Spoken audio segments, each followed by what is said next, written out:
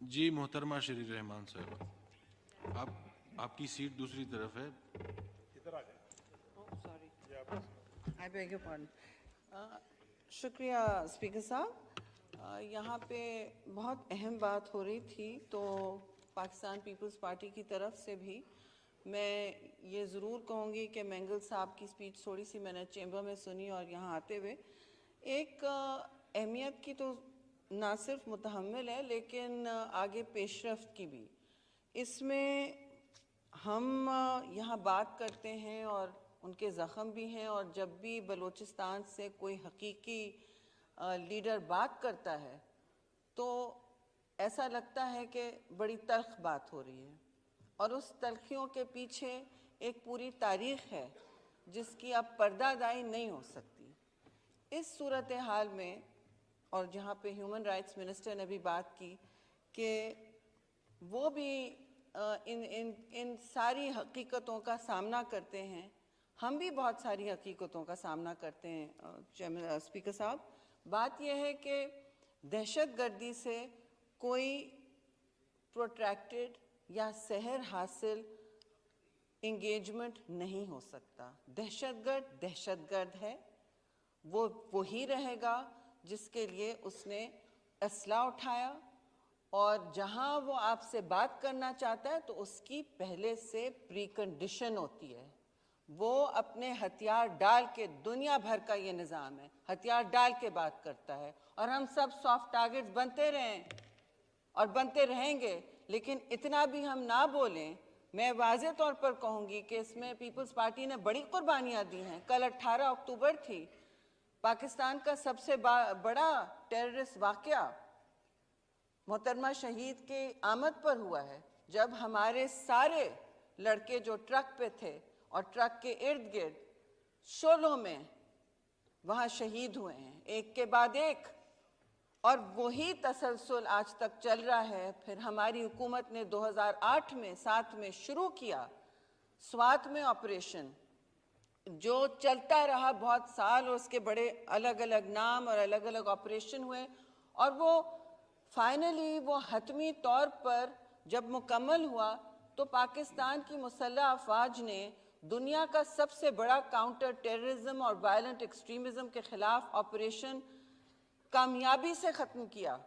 80,000 لوگ ہمارے اس میں شہید ہوئے پاکستان کے مجموعی طور پر. میں سمجھتی ہوں اعداد و شمار اور بھی تلخ ہیں اور سیریس ہیں. لیکن اس کے بعد اور اس سے پہلے بھی آپ نے دیکھا کہ محترمہ شہید کس جلسے سے نکل کے آئیں کہ میں سوات میں علم اٹھا رہی ہوں پاکستان کا. اس وقت سوات میں ایک دہشت گردی کا شدید عالم تھا کہ نہیں؟ بلوچستان میں بھی حالات خراب تھے، وہ الگ ایک کہانی ہے. وہاں شدید عالم تھا اور محترمہ شہید نے علم اٹھایا اور کہا کہ ایسا نہیں ہو سکتا کہ کوئی دہشت گرد آ کے پاکستان کا جھنڈا نکالے اور اپنا علم یہاں لگائے، کالا ہو سیاہ ہو کسی رنگ کا ہو، کسی مسلک کا ہو کسی مذہب کا ہو. یہ نہیں ہوگا. نہ ہمارا آئین اس بات کی اجازت دیتا ہے، نہ ہمارا مذہب. طے ہو گئی ہے یہ بات. اس کے بعد اسی دن جب انہوں نے کہا کہ میں پاکستان کا علم واپس وہاں لگاؤں گی اور میں بچاؤں گی اور آپ بچائیں گے، تو ان کی شہادت گھنٹے بعد نہیں لگا کہ ان کی شہادت ہو گئی. سب کے سامنے ہے یہ بات. تو قیمت بھی پاکستان کی قوم نے ادا کی ہے، پیپلز پارٹی نے ابھی بھی میں کہوں گی سب سے زیادہ قیمت ادا کی ہے. چاہے وہ 2018 کی بات ہو، 2007 کی بات ہو اور 2018 اکتوبر کی بات ہو، یا محترمہ شہید کی شہادت کی بات ہو. تو ہمیں تو نہیں سمجھ آتی کہ کس طرح کمپرومائز کیا جاتا ہے ٹیررسٹ کے ساتھ. ہم نے ہر موڑ پر ڈائیلاگ کی، اس وقت بھی بات کی کہ ضرور جو باشندہ، جو شہری پاکستان کا ہے، اگر وہ ہتھیار ڈالتا ہے اور کہتا ہے کہ میں آئین پاکستان کے احاطے کے اندر کام کروں گا، تو بے شک اس شہری سے مذاکرات ہوں گے، اور ہوئے بھی.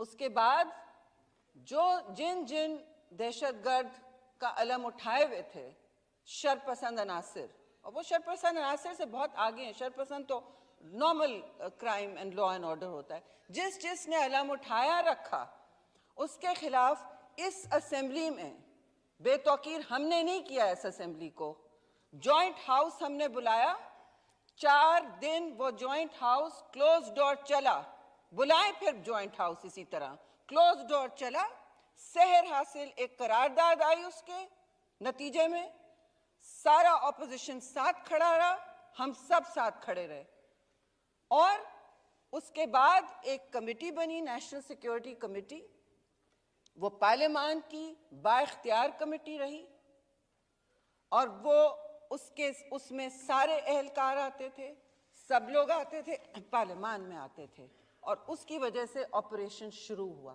اس دہشت گردی کے حوالے سے جو قرارداد پیش کی گئی اور پاکستان میں ایک مجموعی پوزیشن پورے ہاؤسز، دونوں ہاؤسز نے لی 4 دن کے بعد، اور دہشت گردی کے خلاف لمبے اور طویل آپریشن شروع ہوئے۔ اس طویل آپریشن کا میں یہ ضرور کہوں گی کہ ہم نے قیمت بڑی ادا کی، بہت سال چلے یہ آپریشن، لیکن یہ ضرور ہوا، اور اس کا سہرا بالکل پاکستان پر ہے کہ دنیا میں جہاں کاؤنٹر انسرجنسی، کاؤنٹر ٹیررزم کی کوئی تحریک ملٹری، عسکری یا کسی اور قسم کی کامیاب نہیں ہوئی، کیونکہ اس طرح کے وارفیئر میں جو کنونشنل نہیں ہوتا ہے، آپ اس طرح لڑ رہے ہوتے ہیں، ایک کنونشنل فورس ہوتی ہے، سامنے 5 گوریلا ہوتے ہیں، وہ آپ کے ساتھ ہائیڈ اینڈ سیک کھیلتے ہیں، ڈھکتے ہیں، چھپتے ہیں۔ ہمارے ہمسائے ملک افغانستان میں 20 سال 40 ممالک کی قوت وہاں موجود تھی، $7 ارب وہاں خرچ ہوئے، آپ دیکھ لیں، اور اس میں کیا ہوا وہ سب آپ کے سامنے ہے۔ انہوں نے ڈیفیٹ کیا، ان کا اپنا مسئلہ ہے، وہ انسرجنسی تھی۔ جو پاکستان میں ہو رہا ہے وہ انسرجنسی نہیں ہے، وہ دہشت گردی ہے، اور وہ کبھی مذہب کا نام لیتے ہیں اور اس کے پیچھے اپنے مذموم مقاصد چھپاتے ہیں۔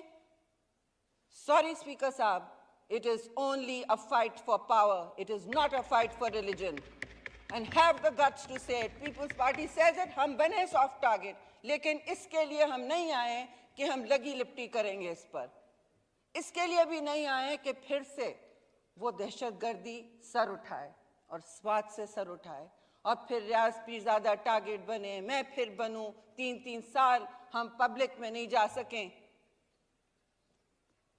یو تھنک ہمیں پسند ہے اسکواڈ کے ساتھ؟ آج بھی نہیں ہوتا۔